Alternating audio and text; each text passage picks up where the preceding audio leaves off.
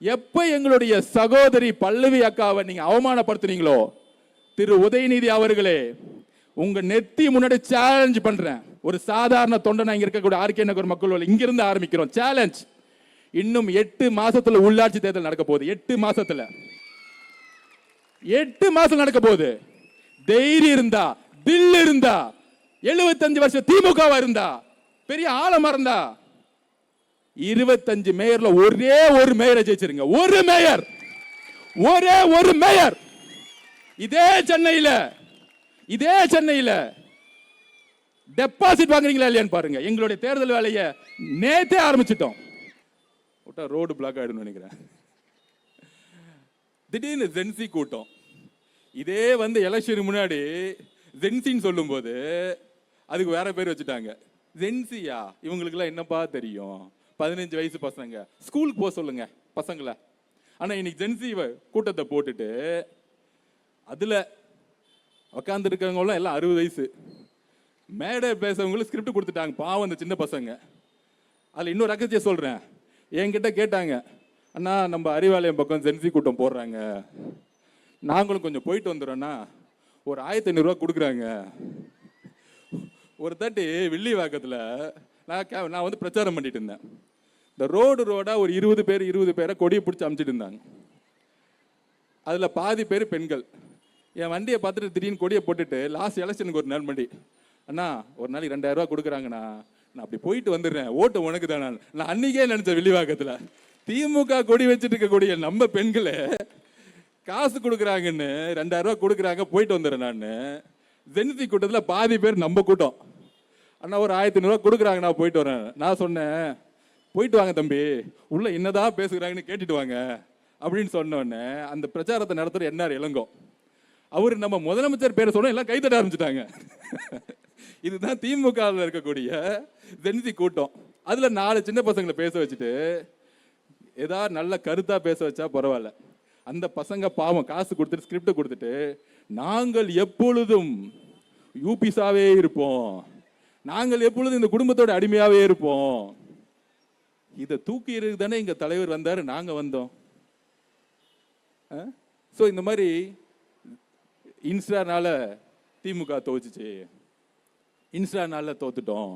திடீர்னு திமுக காரங்களாம் இன்ஸ்டாக்குள்ள போய் கண்ட பாட்டை பாடிக்கிட்டு இந்த மாதிரி திமுக வந்து ஒரு 4வது ஜெனரேஷன்ல இப்படி ஒரு அழிவை நோக்கி போகுமாங்கிறது எனக்கே வருத்தமா இருக்கு, பார்க்கவே பரிதாபமா இருக்கு. இவங்களை எதிர்த்து எப்படி பேசுறதுங்கிறதே இப்ப புரியல. அதுல அவங்க சொல்றாங்க, அதுல ஒருத்தர் வந்து யாரு, திமுக பொருளாளர் கூட பையன், அது ஒரு பண்ணையாரு, மன்னார்குடியில் தோத்தவர், திமுகவை எந்த கொம்பனாலையும் அழிக்க முடியாது சொல்லி சிரிச்சுக்கிறாரு. தம்பி, மன்னார்குடியில் தோத்து நிக்கிறேன்னு ஒரு வருத்தம் இருக்கா? மன்னார்குடியில் தோத்துட்டேன்னு ஒரு வருத்தம் இருக்கா? எந்த கொம்பனாலே அழிக்க முடியாதுன்னா நீங்களே தோத்துட்டு வந்து நின்றுட்டு இருக்க. மன்னார்குடியில் அவுட்டு, பொதுச் செயலாளர் அவுட்டு, தலைவர் அவுட்டு, இதுக்கு மேல என்ன கொம்பனால அழிக்க முடியாது? அதாவது அவங்க சொல்லிக்கிறாங்க, நீங்களாம் அழிக்க வேணாம், நாங்களே அழிச்சுக்கிறோம், நாங்களே பேசிக்கிறோம். அண்ணன் ஏராஜா வந்து பேட்டி கொடுத்தா போதும், செந்தில் பாலாஜி அண்ணன் வந்து பேட்டி கொடுத்தா போதும், மக்களே கடுப்பாயிடுவாங்க. கரூர்ல நம்மளுடைய சகோதர சகோதரிகள் இறந்த பிறகு செந்தில் பாலாஜியும் அப்புறம் நம்ம நடிப்பு திலகர் திரு மகேஷ் அவர்களுமே உண்மையை சொல்லிட்டாங்க நடிச்சு. அன்னைக்கு எப்படி நடிக்க ஆரம்பிச்சாங்களோ இன்னைக்கு வந்து பேட்டி கொடுத்துக்கிட்டு இருக்கு. அப்ப எதிர்கட்சியாக நான் திருப்பியும் சொல்றோம், வெற்றி பெற்ற மமதையில் தமிழக வெற்றி கழகத்தில் நாங்க யாரும் பேசல. திமுக சிறந்த எதிர்கட்சியாக செயல்பட வேண்டும். அவர்களுக்கான மரியாதையும் அவர்கள் மேல நம்பிக்கையும் எங்களுக்கு இருக்கு. ஆனால் எதிர்கட்சி மரியாதை செயல்படுறாங்க, நம்மளை பார்த்து கிண்டல் பண்றதும் கேலி பண்றதும் தலைவரை ஒருமையில பேசுறது இன்னும் தொடர்ந்துகிட்டு இருக்கு. இன்னும் படிப்பனையே வரல. ஏன் தோத்தாங்கிறது நமக்கு நல்லா தெரியும். நானும் இந்த ஒரு 60 நாளா பார்த்துட்டு 30 நாளா பார்த்துட்டு இருக்கேன்.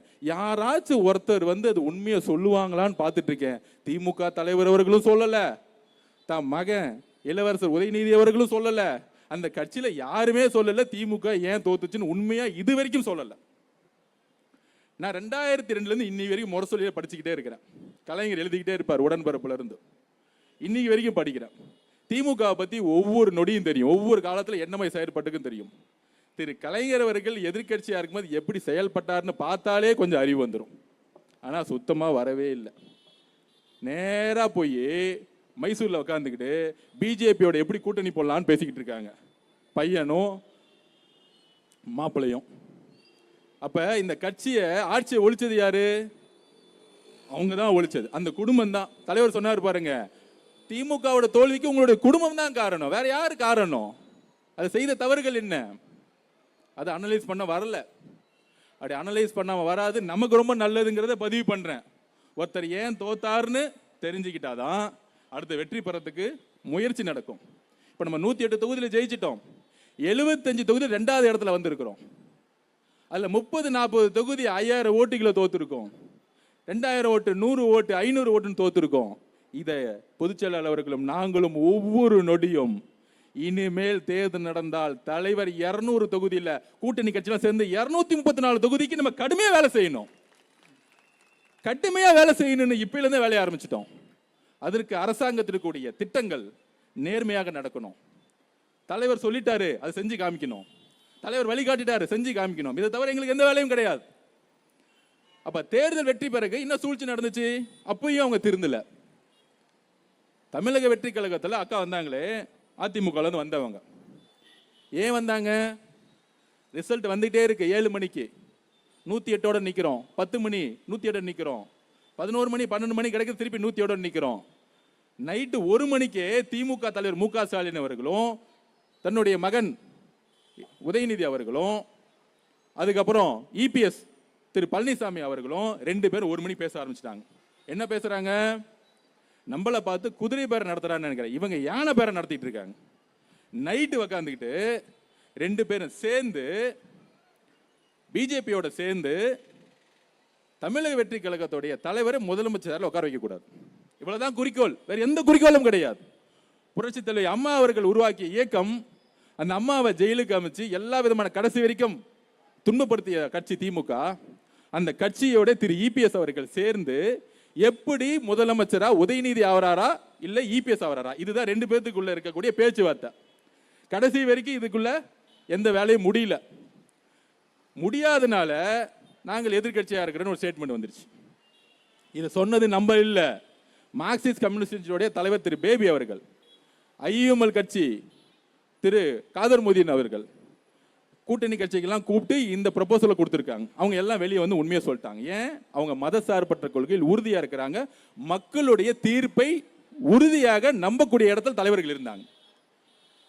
அப்ப காங்கிரஸ் நமக்கு சப்போர்ட் பண்ண உடனே கம்யூனிஸ்ட் கட்சி தோழர்களும் விசிக தோழர்களும் அண்ணன் திருமாவளவர்களும் ஐயுஎம்எல் தலைவர்களும் ஆதரவு கொடுத்து தலைவர்கள் முதலமைச்சராக உட்கார்றதுக்கு மக்களுடைய தீர்ப்பை வணங்கி நமக்கு உதவி செய்யல, நம்மளோட சேர்ந்தாங்க. அதற்கு தான் தலைவர் மாநாடப்ப ஒன்று சொன்னார், ஆட்சியிலும் பங்கு அதிகாரத்திலும் பங்கு. அதுக்கு முன்னாடி நான் சொன்னதுக்காக தான் கட்சி விட்டு தூக்கிட்டாங்க. அதுக்கப்புறம் தலைவர் சொன்ன பிறகு ஃபர்ஸ்ட் நான் ட்வீட் போட்டேன், எஸ் இவர் சொல்றதா உண்மை அப்படின்னு. அவர் சொன்ன அந்த நொடி அன்றையிலிருந்து தேர்தல் முடிவு வரைக்கும் எல்லா கட்சியும் நம்மளுடைய தலைவரை பார்த்து கிண்டல் பண்ணி கேலி பண்ணல. ஆட்சியிலும் பங்கு அதிகாரம் பங்கு யாருமே வரலையே தலைவரை நோக்கி. இன்றைக்கு அது சாத்தியப்படுத்தினாரா இல்லையா? எங்களுடைய தலைவர் சி ஜோசப் அவர்கள் சாத்தியப்படுத்தினாரா இல்லையா? இன்னும் அண்டர் எஸ்டிமேட்.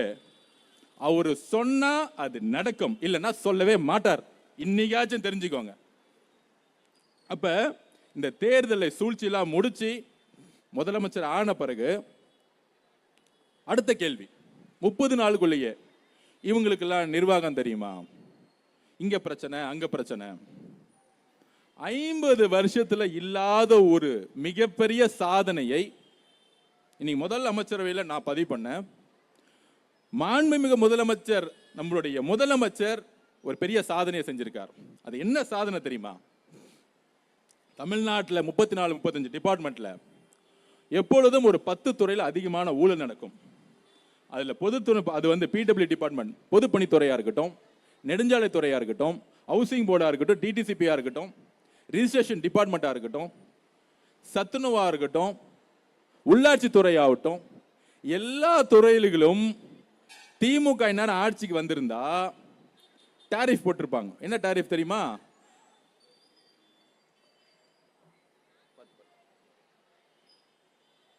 பரவாயில்லைங்களா?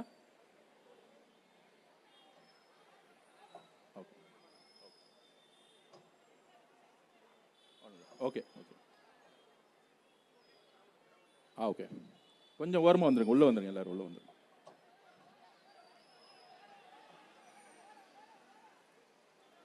அண்ணா கொஞ்சம் எல்லாரும் உள்ளே வர சொல்லிடுங்க, கொஞ்சம் எல்லாரும் உள்ளே வந்துருங்க, எல்லாரும் உள்ளே வந்துருங்க. அப்போ ஒரு டாரிஃப் போட்டிருப்பாங்க. ஆனால் முதலில் வரலாற்றில் முதலமைச்சர் ஃபண்டு, முதலமைச்சர் குடும்ப fund, party fund, minister fund, MLA ஃபண்டுன்னு ஒழிச்சது எங்களுடைய தலைவர் முதல்வர் அமைச்சர். இதை யாரும் செஞ்சது கிடையாது.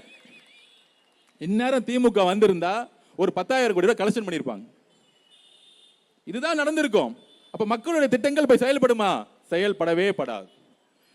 50 வருஷ பிரச்சனையை 30 நாள்ல ஒழிச்சிருக்காரு. இது நீங்க யாருக்கிட்ட வேணாலும், மீடியா நண்பர்கள் சரி, யாருக்கிட்ட வேணாலும், நீங்க ரிஜிஸ்ட்ரேஷன் டிபார்ட்மெண்ட் போங்க, இல்ல ஒரு வீடு கட்டணும்னா நீங்க ஹவுசிங் டிபார்ட்மெண்ட் போங்க, டிசிசிபி போங்க, சிஎம்டிஏ போங்க, இந்த வசூலிச்ச கும்பல் எல்லாம் எல்லாம் வெளியே ஓட்டாங்க. டாஸ்மார்க்னு சொல்லிட்டு கடையை பக்கத்துல டூப்ளிகேட்டா 100 கடை இருந்துச்சுன்னா 300 கடை டூப்ளிகேட் படிச்சு ஓட்டிட்டு இருந்தாங்க திமுக காரங்க. ஏதாச்சும் ஒரு டூப்ளிகேட் கடை இருக்கா இப்ப மட்டும் ஏன் இல்ல? ஏனால் காவல்துறை நிமிர்ந்து செயல்பட்டு இருக்கு. அந்த காவல்துறை யாரோட கண்ட்ரோல்ல இருக்கு? எங்களுடைய முதலமைச்சருடைய கண்ட்ரோல்ல இருக்கு. மிகப்பெரிய பிரச்சனை என்ன? இந்த 5 வருஷத்துல ட்ரக்ஸை விட்டுட்டாங்க எல்லா தெருவிலையும். அப்ப அந்த ட்ரக்ஸை எடுக்கிறவங்க பெண்களுடைய பாதுகாப்புக்கு அச்சுறுத்தலா இருக்கிறாங்க. இப்ப ட்ரக்ஸை ஒழிக்கிறது தான் பெண்களுடைய பாதுகாப்புக்கு முழு சுதந்திரம் கிடைக்கும். அப்ப அதுக்கான பணிகளையும் அதுக்கான திட்டங்களையும் ஒவ்வொரு நொடியும் நல்ல காவல்துறை அதிகாரி அப்பாயின்மெண்ட் பண்ணி ட்ரக்ஸை எப்படி ஒழிக்க போறங்கிறதுல முழு தீர்வையா உட்கார்ந்துட்டு இருக்காரு எங்களுடைய முதலமைச்சர். இந்த 5 வருஷத்துல பெண்களுக்கு தெரியும் இந்த ட்ரக்ஸோடைய கலாச்சாரத்தை, கஞ்சாவோடைய கலாச்சாரத்தை தெருவா அலோ பண்ணது யாரு? திரு மு க ஸ்டாலின் அவர்கள் தானே. அவரே பேட்டி கொடுத்தாரு. கடல் வழியா வருது, கஞ்சாலாம் கடல் வழியா வருது. நான் அப்பயே சொன்னோம், கஞ்சா கடல் வழியா வருது, ஆனா ரோடு வழியா சேல் பண்ணும்போது உங்க காவல்துறை என்ன பண்ணிட்டு இருந்தாங்க, உங்க எம்எல்ஏ என்ன பண்ணிட்டு இருந்தாங்க, உங்க கவுன்சிலர் என்ன பண்ணிட்டு இருந்தாங்க? அப்ப 50 வருஷ பிரச்சனை, 5 வருஷம் கஞ்சா பிரச்சனை, ட்ரக்ஸ் பிரச்சனை, இதை 30 நாள்ல சரி செய்யறதுக்கான ஆய்வை மேற்கொண்டு அதுக்கான அதிகாரிகளை அப்பாயின்மெண்ட் பண்ணி கீழே இன்ஸ்பெக்டர் வரைக்கும் மாற்றுதலை உருவாக்குறதுக்கான ஒரு பெரிய பிளான் தலைவர் பண்ணிட்டு இருக்காரு. நீங்க 5 வருஷம் இருந்தீங்க, ஒவ்வொரு தெருவும் கஞ்சா அலோ பண்ணீங்க. கஞ்சா அடிக்கிறவங்க என்ன பண்றாங்க? பெண்களுடைய பாதுகாப்புக்கு அச்சுறுத்தலா இருக்கிறாங்க, பாலியல் பலாத்காரத்தை பண்ணிட்டு இருக்காங்க. இப்ப நடந்த எல்லா பாலியல் பலாத்காரமும் கஞ்சா அடிச்சவங்களும் போதை பழக்கத்துல உள்ளானவங்க தான் அடிச்சிருக்காங்க. அப்ப இந்த சமூகத்துல எவ்வளவு பெரிய பிரச்சனையை இந்த போன 5 வருடம் உருவாக்கி இருக்காங்க. என்றைக்காச்சும் இளவரசர் உதயநிதி அவர்களே இந்த கஞ்சா பிரச்சனைக்காக ஒரு ரிவ்யூ போட்டிருப்பீங்களா? நீங்க துணை முதலமைச்சரா இருக்கும் பொழுது இளைஞர்களுக்கான கட்சியா இருந்தீங்க, ஸ்போர்ட்ஸ் மினிஸ்டரா இருந்தீங்க, நீங்க போட்டீங்களா? ஸ்போர்ட்ஸ் மினிஸ்டர் முதல்ல என்ன கூப்பிட்டு சொன்ன தலைவர் என்ன சொன்னாரு? எல்லா இடத்துலையும், சென்னை முதல் எல்லா இடத்துலையும் ஸ்போர்ட்ஸ் கிரவுண்டை கட்டுங்க, எந்த இளைஞர்களும் கஞ்சா பழக்கம் போவோம், விளையாட்டை வந்து ஊக்கப்படுத்துங்க. எவ்வளவு பட்ஜெட் ஆனாலும் பரவாயில்ல. முதல் மீட்டிங் ஒரு ஸ்போர்ட்ஸ் மினிஸ்டர்னா சும்மா ஒரு 300 கோடி ரூபாய் பட்ஜெட் கிடையாது. எல்லா இடத்துலையும் ஸ்போர்ட்ஸ் உருவாக்குங்க, பெண்களை ஸ்போர்ட்ஸ் கொண்டு வாங்க. நாங்க ஓடிக்கிட்டு இருக்கோம், செயல் உட்கார்ந்துகிட்டு இருக்கோம். எந்த அமைச்சரும் 1 ரூபாய் காசு வாங்கல. தைரியம் இருந்தா ப்ரூவ் பண்ணுங்க இளவரசர் உதயநிதி அவர்களை, தைரியம் இருந்தா ப்ரூவ் பண்ணுங்க. தைரியம் இருந்தா உதயநிதி அவர்களை ஒரு பிரஸ் மீட் வச்சு நான் இன்னைக்கு சொல்றேன், தைரியம் இருந்தா எதிர்கட்சி தலைவரா நீ உட்கார்ந்துருக்கீங்களா? ஆனா நமக்கு ஒரு குறிக்கோள் வச்சுக்கணும். மன்னர் ஆட்சியில பிறப்பால முதலமைச்சர் உருவாகக்கூடாதுன்னு நினைச்சோம். இனிமேட்டு எதிர்கட்சி தலைவரா உருவாகக்கூடாது, அதையும் கொஞ்சம் ஒழிச்சு விட்டுறணும். ஜெயிச்சு முடிச்ச ஒரு 59 ஜெயிச்சுட்டு எதிர்கட்சி தலைவரை ஆக்கிட்டாங்க அவங்க அப்பா. திருந்தா திமுக சட்டமன்றத்துக்கு வரவே வராத போன தாட்டி இருந்த துணை முதலமைச்சர் எதிர்கட்சி தலைவர். ஏன் தெரியுமா? எதிர்கட்சி தலைவர்னா கேபினெட் ரேங்க், கவர்மெண்ட் வீடு கொடுத்துரும், கார் கொடுத்துரும், எல்லாம் ஒரு பேர் கிடைச்சிரும். வாங்க சட்டசபைக்கு வாங்க, வெயிட் பண்றோம், நீங்க என்ன பேசுறீங்கன்னு நாங்களும் பார்க்குறோம். அப்ப 5 வருஷத்துல ஒரு பாலியல் பலாத்காரம் திரு உதயநிதிகள் போனதே கிடையாது, ஒரு ரிவ்யூ மீட்டிங் போட்டது கிடையாது, ஒரு கஞ்சா சேல்ஸுக்கு ஒரு ரிவ்யூ மீட்டிங் போட்டது கிடையாது. இன்றைக்கு தைரியம் இருந்தா இளவரசர் உதயநிதி அவர்களே ஒரு பிரஸ் கான்ஃபரன்ஸ் வச்சு எங்களுடைய ஆட்சியில திரு நேரு அவர்கள் துறையை சுத்தமா வச்சிருந்தாரு, திரு வேலு அவர்கள் ஒரு காந்தியவாதி, நெடுஞ்சாலை துறையிலும் பிடபிள்யூ திருடவே இல்லை, திரு செந்தில் பாலாஜிகள் மின்துறையிலையும் 10 ரூபாய் டாஸ்மார்க் சாரி அந்த 10 ரூபாயை திருடி எங்களுக்கு எல்லாம் மேல கொடுக்கவே இல்லை. திரு செந்தில் பாலாஜி திட்டவே கூடாது, அது தப்பு. செந்தில் பாலாஜி திருட சொல்லி அந்த பணத்தை எடுத்துட்டு போய் கொடுத்தது யாரு? உங்களுடைய மருமகனுக்கும் உங்களுடைய மகன் உதயநிதி அவர்களுக்கும் பங்கை பிரிச்சுக்கிட்டது யாரு? திரு மு.க. ஸ்டாலின் தன்னுடைய மகனுக்கும் மருமகனுக்கும் பங்கை பிரிச்சுக்க கொடுத்து விட்டாரு. அப்ப இந்த அமைச்சர்கள் எதுக்காக வச்சிருந்தாங்க? ஊழல் செய்யறதுக்காக மட்டுமே வச்சிருந்தாங்க. அதனாலதான் 30 மினிஸ்டர்ல 15 மினிஸ்டர் சாதாரண ஏழையா இருந்தக்கூடிய எங்களுடைய இளைஞர்கள்கிட்டையும் சாதாரண எங்க சகோதரிகள்கிட்டையும் எங்க தோத்து போயிருக்கீங்க. திருப்பூர்ல ஒரே ஒரு ஓட்டுல ஒரு அமைச்சர் தோத்தாரு. அவருடைய பின்புலம் யார் தெரியுமா? ஒரு சாமானிய இளைஞன். சொன்னாங்களே இளைஞரால் என்ன புரட்சி உருவாக்க முடியும்னு. It's youth revolution and woman revolution. அதை உருவாக்குறது எங்க தலைவர். அப்ப சாமானியன் ஒரு பெரிய அமைச்சரை 100 கோடி ரூபாய் செலவு பண்ற தூக்கி எறிஞ்சார்னா, உள்ளபடி சொல்றேன், பெரியார் உயிரோடு இருந்திருந்தால் எங்கள் தலைவரை கட்டி அணைத்திருப்பார். கட்டி அணைத்திருப்பார். திரு அண்ணா அவர்கள் உயிரோடு இருந்திருந்தால் கட்டி அணைத்திருப்பார். ஏன் தெரியுமா? அவரு வேட்பாளர் அனௌன்ஸ் பண்ணும் பொழுது அதுக்கு முன்னாடி பிரச்சாரம் எல்லாம் விஜய் விஜய்னு தான் பிரச்சாரம் பண்ணிட்டு இருந்தாங்க. ஆனால் வேட்பாளராக சொல்லும் பொழுது என்னுடைய ஐடென்டிட்டியை நான் ஏன் மறைக்கணும்? என்னுடைய பெயர் திரு சி ஜோசப் விஜய்னு சொல்லும் பொழுது அங்க மதவாதத்தை ஒழித்தார். தமிழ்நாட்டில் மதவாதத்தை ஒழித்தாங்க. தமிழக மக்கள் இந்த மதமா அந்த மதமான்னு பார்க்கல, ஒரு நல்ல தலைவர், ஒரு நல்ல மகன் வேணும்னு நினைச்சாங்க. அதுக்கப்புறம் ஒட்டுமொத்த ஜாதியும் ஒழிச்சிட்டார். இந்த ஒவ்வொரு வேட்பாளரும் இந்த ஜாதியா அந்த ஜாதியா பார்க்கவே இல்லை. இது விஜய் அவர்கள் முதலமைச்சரா வரணும், என் பிள்ளைக்கு நான் ஓட்டு போறேன்னு சொல்லிட்டு ஜாதியை ஒழிச்சிட்டாங்க. அதுக்கு அடுத்த முக்கியமான ஒரு விஷயம் இருக்கு. 40 கோடி ரூபாய் செலவு பண்ண திமுகவையும் 25 கோடி ரூபாய் செலவு பண்ண அதிமுகவையும் தூக்கி எறிஞ்சு தமிழக வெற்றி கழகத்துடைய சாதாரண மகன்களையும் மகள்களையும் தத்தெடுத்தாங்க நம்மளுடைய பெண்கள். இது சாதாரண வெற்றி இல்லை திரு உதயநிதி அவர்களே. உங்களுக்கு அது புரியாது. ஏன்னா பிறப்பால நீங்க எதிர்க்கட்சி தலைவர் ஆயிட்டீங்க. என்னைக்குமே கிரவுண்ட் பாலிடிக்ஸ் உங்களுக்கு புரியவே புரியாது. கேலி பண்ண தெரியும், கிண்டல் பண்ண தெரியும். இந்த நல்ல பணக்கார பசங்கள்லாம் ஸ்போர்ட்ஸ்ல ஓடும் போது ஒரு பையன் ஷூ இல்லைன்னா பார்த்து கிண்டல் பண்ணுவான். அவன் நல்லா ஷூ போட்டிருப்பான். ஷூ போட்டுறவங்க ஓட தெரியாது, வெறும் காலால ஓடுவாங்க தெரியுமா? அவன் தான் ஜெயிப்பான். அதுதான் தமிழக வெற்றி கழகம். ஆர்கே நகர் என்பது என்ன? இந்த அளவுக்கும் 60% ஸ்லம்ஸ் இருக்கக்கூடிய குடிசை பகுதியில் இருக்கக்கூடிய ஏரியா. ஆனால் இன்றைக்கு நீங்க சட்டமன்ற உறுப்பினராக ஒருத்தர் தேர்ந்தெடுத்திருக்கீங்களே, இன்னைக்கு அமைச்சராக இருக்கீங்களே, அவர் சாதாரணமல்ல, நிதி அமைச்சர். எங்களுடைய தலைவர் நிதி அமைச்சராக உட்கார வச்சிருக்காரு. தமிழ்நாட்டுக்குள்ளே ஒவ்வொரு டிபார்ட்மெண்ட் பணம் போடணும், அவருடைய சைன் வேணும். அப்ப 5 வருஷம் கழிச்சு எங்களுக்கு நம்பிக்கை இருக்கு. அண்ணா சொன்னாரே தலைவர் வருவாருன்னு, திருப்பியும் சொல்றேன், தலைவர் எல்லா தொகுதிக்கும் வருவாரு. மக்களை பார்க்க வரல, ஒவ்வொரு திட்டங்களும் திட்ட பணிகள் முடிஞ்சு தொடங்கி வைக்க வருவார். குடிசைகளை தூக்கி எறிஞ்சு ஒரு வீடு கட்டும் போது வருவார். ஒரு கல்யாண மண்டபம் கட்டிட்டு ஒரு ஏழை ஒரு சாதாரண பெண்ணு ஐயோ கல்யாணம் பண்றது கட்ட காசு இல்லைன்னு நினைக்கும் போது கவர்மெண்ட்ல ஒரு பெரிய கல்யாணம் கட்டி நீ போய் கல்யாணம் பண்ணுமான்னு கல்யாண மண்டபம் திறக்க வருவார். இப்படி ஒவ்வொரு திட்டங்களும் திறக்க எங்களுடைய தலைவர் வருவார். அதுதான் அவருடைய குறிக்கோள். வெறும் கையோட வரவே மாட்டார் இனிமேட்டு. அப்ப திமுகவுடைய தோல்வி அவங்க என்னைக்கும் நினைச்சு பார்க்கவே மாட்டாங்க. திருப்பி நம்மளை கிண்டல் பண்ணிக்கிட்டு கேலி பண்ணிக்கிட்டு அண்டர்ஸ்டிமேட் பண்ணிக்கிட்டே இருப்பாங்க. இப்ப கூட ரீசெண்டா உள்ளாட்சி துறையில ஜெயிச்ச எல்லா திமுக மேயர்களும் நகராட்சி தலைவர்களும் நம்மளுடைய சட்டமன்ற உறுப்பினர்களுக்கும் சப்போர்ட் பண்றதே கிடையாது. வேணுக்குனவே எந்த பணியும் செய்ய விடாம, குப்பைல விடாம, தண்ணி பிரச்சனை வேணுக்குனே பண்றாங்க. இந்த கவர்மெண்ட் கெட்ட பேர் கிடைக்கணும். அதை நான் பதிவு பண்ணிடுறேன். திமுகவுடைய கெட்ட சிந்தனை என்ன தெரியுங்களா?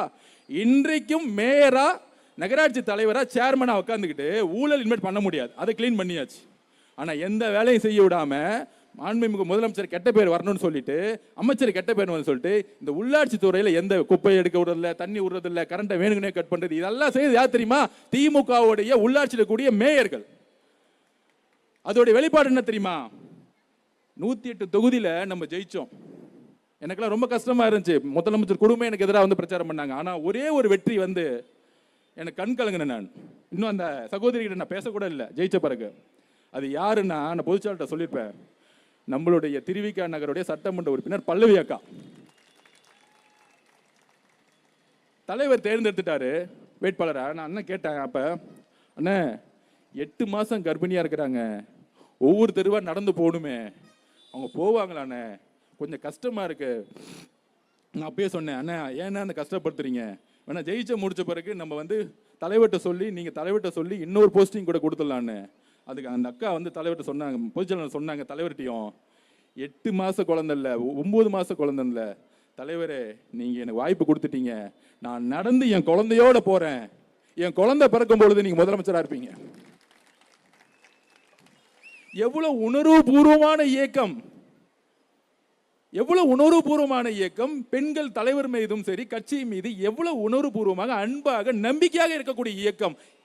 ஒரு அம்மாவுக்கு பெரிய விஷயம் என்னங்க, தன்னுடைய குழந்தைங்க, அந்த குழந்தையும் பாதுகாத்து நடந்து நடந்து எம்எல்ஏ ஆன எங்க சகோதரிய ஒரு ஃபங்க்ஷன்ல நம்மளுடைய மேயர் அக்கா ஒரு கேண்டலை கொடுக்க கூடாம, நாங்கள் இதுவரைக்கும் கவர்மெண்ட் ஃபங்க்ஷன்ல கட்சியை பார்த்தது கிடையாது. எங்க தலைவருடைய வளர்ப்பு நாங்கள் அப்படி யாரையும் அவமரியாதைப்படுத்துறதோ, யாரையும் மாற்று கட்சியை நினைச்சது கிடையாது. எல்லாருக்குமான மரியாதை கொடுத்துருக்கோம். ஆனா ஒரு சாதாரண ஒரு கவர்மெண்ட் ஃபங்க்ஷன்ல புரோட்டோகால் படி சட்டமன்ற உறுப்பினர் மேயருக்கு அப்புறம் இருக்க வேண்டியது ஒரு கேண்டில் கூட கொடுக்காம, மேயருங்கிற ஒரு அகங்காரம் இருக்குல்ல, அந்த அகங்காரம் எங்க வந்துன்னா திமுகங்கிற ஒரு அகங்காரம் இருக்குல்ல, அந்த அகங்காரம் எங்க வந்துச்சுன்னா பிறப்பால் ஒருத்தர் முதலமைச்சராக உருவாக்கினாங்கல்ல திரு மு.க. ஸ்டாலின் தன்னுடைய இளவரசர் உதயநிதி கொடுக்கக்கூடிய அந்த வழிகாட்டுதல் இருக்குல்ல, அந்த துமுறு இருக்குல்ல, இன்னொரு ஆளுங்கட்சி நினைக்கக்கூடிய துமுறு இருக்குல்ல, அந்த திமுறை உடைக்கிறதுக்கு நாங்க திருப்பி திருப்பி வேலை செஞ்சுக்கிட்டே இருப்போம். இது வரைக்கும் நாங்க பதில் சொல்லல. எப்ப எங்களுடைய சகோதரி பல்லவி அக்காவை நீங்க அவமானப்படுத்துனீங்களோ, திரு உதயநிதி அவர்களே, உங்க நெத்தி முன்னாடி சேலஞ்ச் பண்றேன். ஒரு சாதாரண தொண்டனா இங்க இருக்கக்கூடிய ஆர்கே நகர் மக்கள் இங்கிருந்து ஆரம்பிக்கிறோம் சேலஞ்ச். இன்னும் 8 மாசத்துல உள்ளாட்சி தேர்தல் நடக்க போகுது. 8 மாசத்துல 8 மாசம் நடக்க போகுது. தைரியம் இருந்தா, தில் இருந்தா, 75 வருஷம் திமுகவா இருந்தா, பெரிய ஆழமா இருந்தா 25 மேயர்ல ஒரே ஒரு மேயரை ஜெயிச்சிருங்க. ஒரு மேயர், ஒரே ஒரு மேயர். இதே சென்னையில டெபாசிட் வாங்குறீங்களா இல்லையான்னு பாருங்க. எங்களுடைய தேர்தல் வேலையை நேத்தே ஆரம்பிச்சிட்டோம். எங்க அவமானப்பட்டார்களோ, எங்களுடைய பல்லவி சகோதரி எங்க அவமானப்பட்டார்களோ, அந்த நொடியே நாங்கள் தேர்தல் வேலையை ஆரம்பிச்சிட்டோம். உங்களுக்கு பதில் கொடுக்கிறதுக்கு அடுத்த உள்ளாட்சி தேர்தலில் ஒரே ஒரு மேயர் ஜெயிச்சிருங்க. அப்ப நான் ஒத்துக்கிறேன், நீங்க திமுகனா யாரால அசைக்க முடியாதுன்னு. ஒரு மேயர். இது நேரடியா எதிர்த்து ஸ்ட்ரெயிட்டா நெத்திய பார்த்து பின்னாடி பார்த்து பேசுறது இல்ல. உதயநிதியோட முகத்துக்கு நேரா என் கையோடைய சுண்டு விரல் வச்சு காமிக்கிறேன். ஒரு மேயரை நீங்க ஜெயிச்சு காமிச்சிருங்க.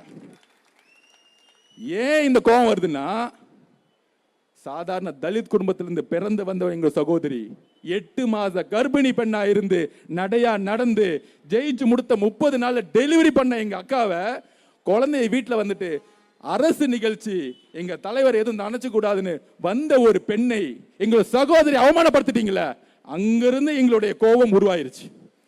திமுக எந்த காலத்திலும் பெண்களை மதிக்காதற்கு இங்க இருக்கக்கூடிய மேயர் அவர்களே சாட்சி. ஒரு பெண் இன்னொரு பெண்ணை மதிக்காத காரணம் திமுகவுடைய வளர்ப்பு, திரு மு.க. ஸ்டாலின் அவர்களுடைய தோல்வி, திரு உதயநிதி அவர்களுடைய கேவலமான சிந்தனைகள்.